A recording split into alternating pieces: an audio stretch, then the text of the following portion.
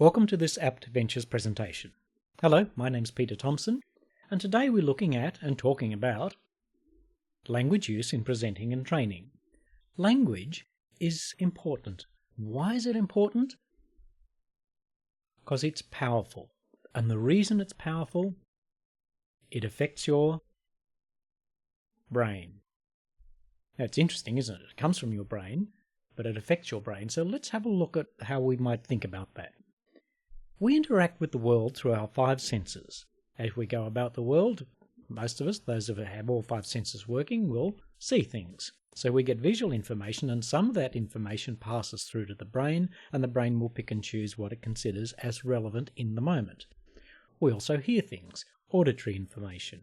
We get information from touching and feeling things external to us, like the floor or the table, or we get internal sensations from our sense of proprioception that does things for us, for example, like telling us whether we're on balance. So that's our kinesthetic sense.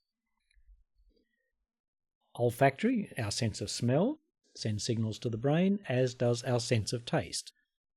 So in this instance, the brain is getting some form of information about what's going on around the world through seeing, hearing, feeling, smelling, and tasting, or whatever combination of that is working well for you. Now, you might say, isn't this obvious? Well, yes it is, now that it's been pointed out. And the fact that it's obvious after it's been pointed out is exactly what makes it profoundly important. These things that we often go, oh yes, that's obvious, but they weren't obvious until somebody made some point of them, are often things that when we take that information and use it, it gives powerful ways of approaching the way we go about thinking and achieving the results we want. Let's have a look at this again. For the purposes of this exercise, let's refer to the visual, auditory, kinesthetic, olfactory and gustatory information that's reaching the brain as sensory codings. We use this all the time. It's hard to detect what your brain's doing right in the present moment, but if you think about a pleasant memory that you've had in the past, for example, you'll have some sensory coding of it. If you've got a party that you can remember going to, you might remember what the people looked like, what the room looked like, what the music sounded like, what the food and drinks tasted and smelt like. So events in the past are stored in terms of sensory coding. Similarly, things that we're planning for the future, you can actually imagine those, and again, in sensory codings. If you've got a holiday planned, you might imagine the places you'll see, you might imagine how you'll feel there. You might already be imagining the smells and tastes of the different types of food you might taste in a different culture, for example. However, we do have a more abstract way of representing what's going on in our lives as well. We have something that's not at the same metaphoric level as this sensory coding, it's language. And the important thing about language is that it's a symbolic system. Now, what do we mean by that? Well, if I wrote the word chair on a piece of paper and just held that in midair, you probably wouldn't want to sit on that piece of paper, particularly if it was unsupported, because you know you'd end up on the floor. But CHAIR in English represents something that you can perhaps see and imagine feeling, that we call a chair. So it's just a symbol. And as we're growing up and learning language, we build up our relationship between our sensory codings and language. So when we say table, you can make sense of that by the very fact that you have some generic coding for what a table might look and feel like, might even sound like if you tap your fingers on it. Some tables made of nice wood, for example, might have a particularly pleasing smell for some people.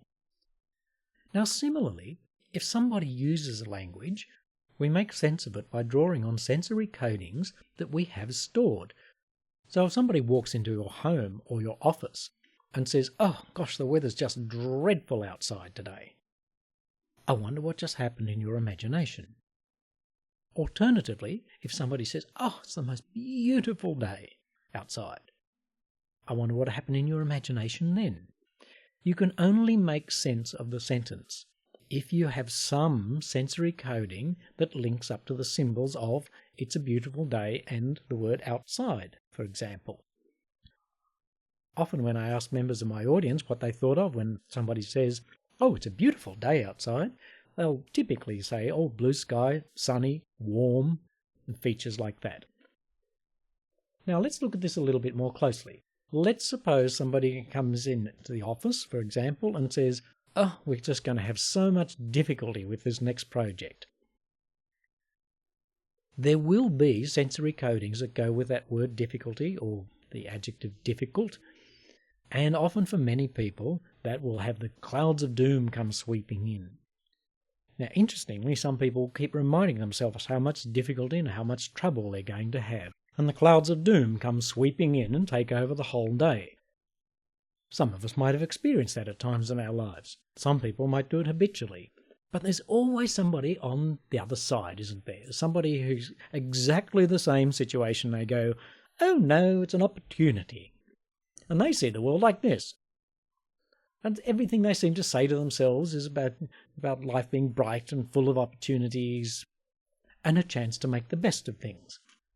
Well, this is not about taking a Pollyanna approach and suggesting that bad or unfortunate or sad situations should be seen through a sparkly bright light all the time, but it is about noticing the effect of language, because what we say to ourselves is what our brain will be representing. So, for example, we can have a lot to get through in one day, but it's a very different effect, particularly if we compare how we'll feel when we say, "I have a lot to get through today, and I need to set priorities to make sure I complete at least 2 out of the 10 activities," compared to, "Oh, I'm going to have such a difficult day."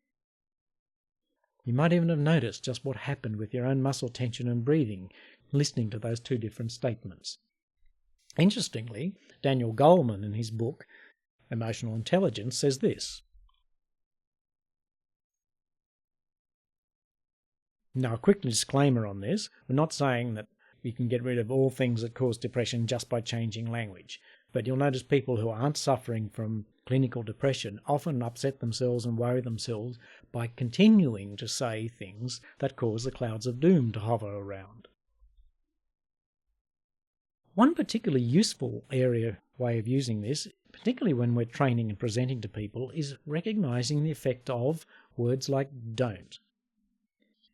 If I say "don't forget," for example, your brain can only make sense of that by representing the act of forgetting. So if somebody says, "Oh, darling, on the way home, don't forget to buy the bottle of milk," then, briefly, quickly, unconsciously, the brain has to represent what it's going to have been like to have forgotten to buy the milk by the time you got home.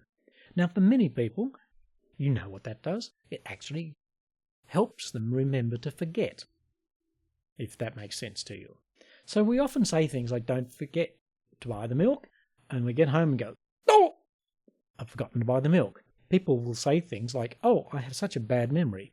No, for many people, it's just the brain following the instructions that it created for itself to interpret the "don't forget" language. Compare these, for example. Don't be late. Don't worry. Don't get upset. And so on. So something that works particularly well for ourselves, talking to ourselves, and for giving instructions or making requests when we're presenting to people or training people or facilitating meetings, is moving from don't to do. If we want people to not worry, what do we want them to do? Do we want them to relax? Do we want them to be realistic? Do we want them to set priorities, for example? So let's look at this. So instead of those things we saw a moment ago, like "don't be late," "don't worry," "don't fret," "don't panic," why not this? Do.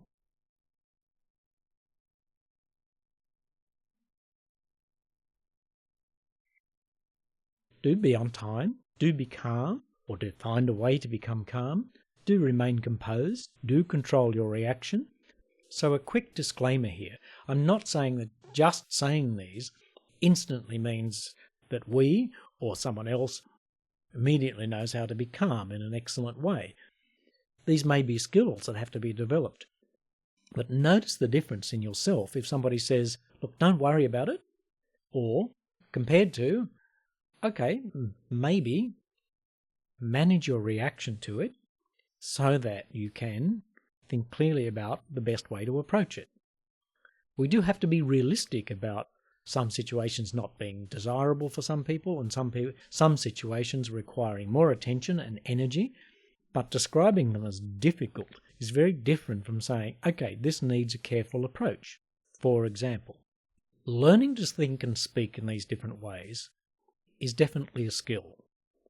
And so you can take heart from brain plasticity, something which you've almost certainly heard about by now, but we do know that the brain changes with what we practice. And that's not just physical practice, it's actual thinking practice. So if we want to develop new circuits with language that's more enabling for ourselves and for the people that we present to or train, it may take some practice to do that. An excellent book on this, it's been around for quite a while now, is the one called Mind Sculpture by Ian Robertson. And there's a picture of what the book cover looks like. One of the things that Robertson and other neuroscientists point out is cells that wire together fire together. And so we know that consistently negative language patterns will set up different pathways in the brain than positive language patterns, or enabling language patterns perhaps is a better term. One way of imagining that is thinking of those strings of Christmas lights where you can't turn one on. If you turn one on, the whole lot have to light up. So somebody with a habit of disenabling language might come into their office in the morning and say, oh, it's going to be such a difficult day, and suddenly flash, all the lights are on. So the cells that wire together fire together. To gradually have those circuits fire less and eventually reorganize so you get more positive ones does take practice. It is a skill thinking and speaking in this way. Just out of interest, another quote from Robertson is this one, where he's emphasizing the effect that what we say to ourselves, and of course to other people, what the effect can be.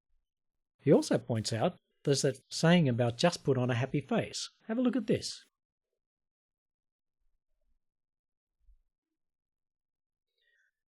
So the advice is to practice recognizing what we might be about to say that we don't want and moving to what we do want.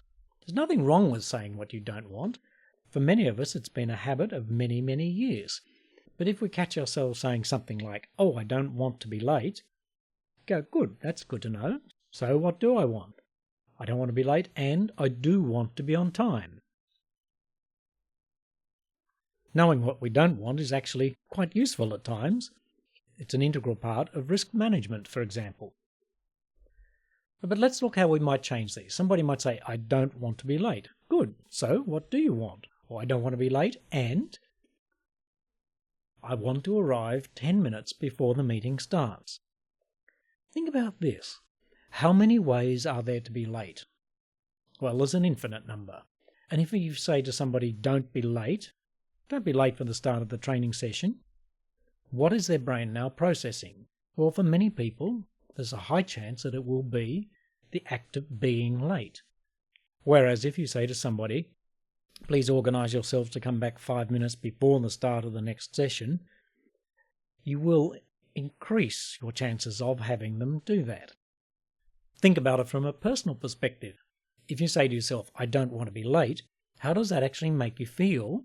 And what sort of things do you imagine compared to saying to yourself something like, I want to arrive 10 minutes before the meeting starts so that I can enter in a calm and professional manner?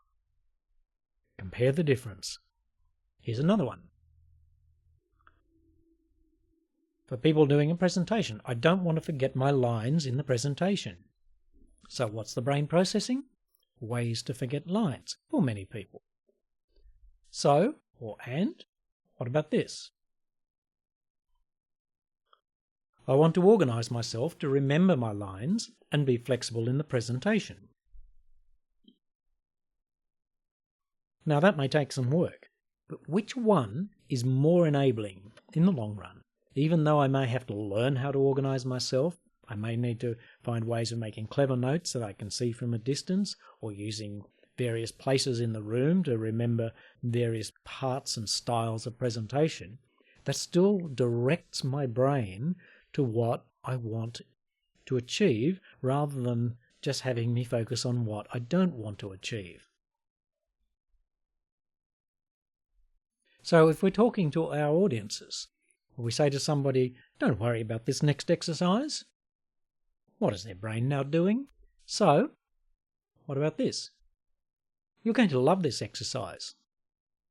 Personally, I wouldn't recommend that because you can't guarantee that they will love it. You can't inflict joy and happiness on people, and you'll know if you've been presenting and training long enough that not everybody likes every type of exercise. Icebreakers, for example, are interesting. Some people think they're fantastic and some people would rather, well, you can make up the rest. Try this though. Here's something that I think is more realistic. Yes, this exercise involves more work, but the previous exercise has helped prepare you for it, for example. So we're letting them know that there's more work involved, there's more energy involved, but that we've also helped prepare them for it. So words along that line, I'm suggesting, will be more useful when we're presenting and training to people. Here's another one. In computer training, you might be about to do an exercise and you ask people, don't touch the keyboard yet.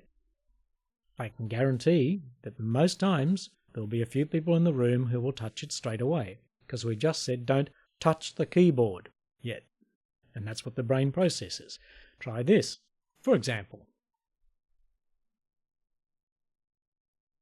So you might have some things that you want to point out on the screen at the front before they go and do the exercise so they have the best chance of success. So simply say that.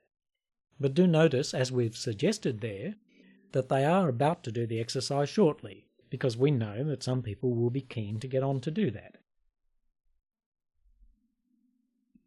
Thank you for taking the time with me to investigate the power of language and the effective use of language in training and presenting. My name is Peter Thompson, and you can contact me via my website shown there on screen. The slide after this provides the details of the two references. Thank you again.